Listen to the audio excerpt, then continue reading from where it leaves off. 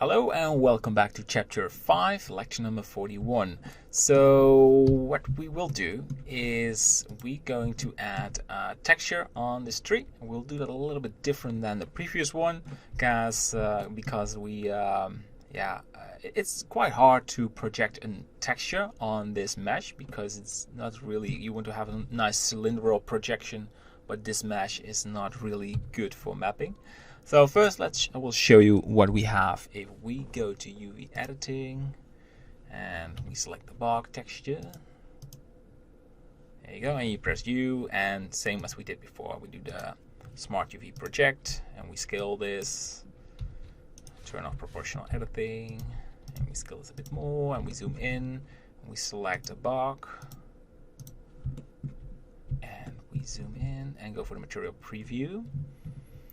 I mean, there are just too many glitches on the tree, and especially this one on the bottom.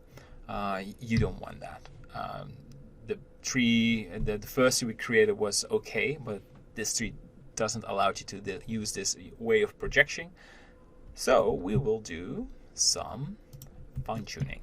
So we will make mark seams. Alt left click on the bottom row, and we make a mark seam. And now, or let's start here. I Alt Shift. What I do is Alt. I just don't want to have that selection. Alt left click, Shift left click, and we will just follow these upwards. This is sort of a time-consuming work, but in the end, the projection knows when you can make an unwrap, and with deselect these. Shift Alt, and you can continue. You will have a much better result. So that's what we do. It's a sort of a trial and error to find, but there's always a sort of a way to fix your coordinates. And you will see we have some challenge. It's hard to see where we are. I had to deselect the branches. I just have to Control Z. Okay, this is sort of problematic. Control Z, Control Z. Okay, let's just hide these. There we are. Much better. I had to do this on first, but we're almost there. You shouldn't go to the top as long as you make just a nice progression, something like this. And then we're not there yet. You have to continue on this area.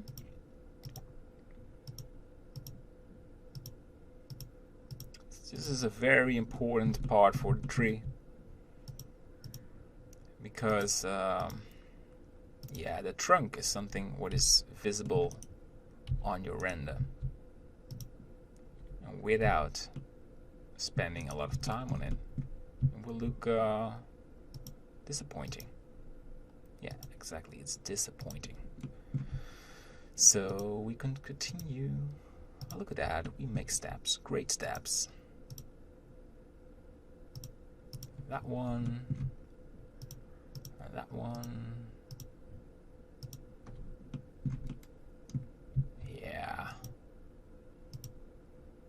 you wouldn't really see the top of this. Just like that one as well. Okay, cool, we're good. Let's go for that one.